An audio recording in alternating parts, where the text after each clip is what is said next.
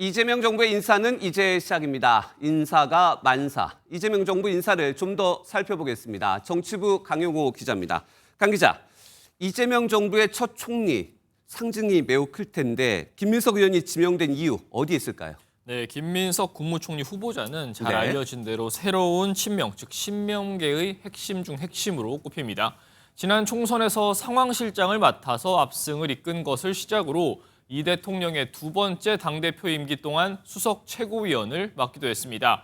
그간 국무총리직에 현역 의원이 지명되는 경우는 드물었는데요. 김 후보자를 지명한 건 국정 운영에 있어 초반부터 강력한 개혁 드라이브를 걸기 위한 포석이라는 해석이 나옵니다. 네, 통합형 총리를 예상하는 분들도 많이 있었는데 강력한 개혁 드라이브 성격의 친명의 김민석 의원이 지명이 됐습니다.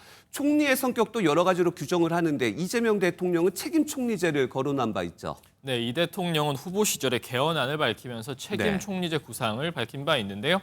대통령과 총리의 권한을 분산해서 내각의 인사권과 국정 운영 전반을 함께 나눠 행사한다는 구상입니다.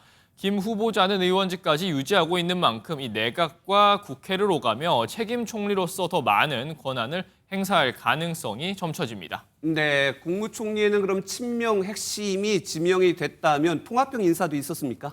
네, 강훈식 신임 비서실장을 둘 수 있는데요. 네. 민주당 내 비교적 개파색이 옅은 강 비서실장은 이번 대선에서 경선 과정부터 캠프에 합류해 당 통합선대위의 상징이라는 평가가 있었습니다. 강 실장은 무엇보다 당내에서 소통에 능해 비명계는 물론 야당과도 두루 어울릴 수 있는 인물로 평가되는데요.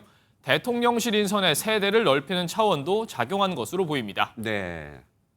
강훈식 실장은 7090 세대의 첫 비서실장으로 대통령실을 젊고 역동적인 공간으로 바꿀 책임자로 판단했습니다.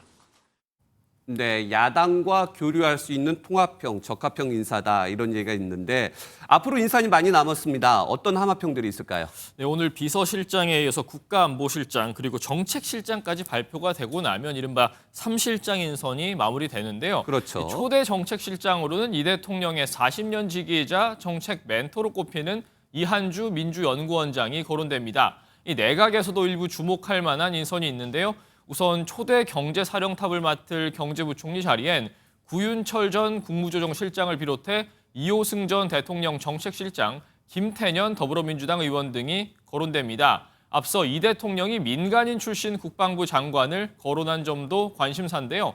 정치권에선 국방위원장을 지낸 오선 안규백 민주당 의원과 강은호 전 방위사업청장의 이름도 오르내립니다. 네, 당정 관계도 이제 중요할 텐데 민주당이 이제 여당이 됐습니다.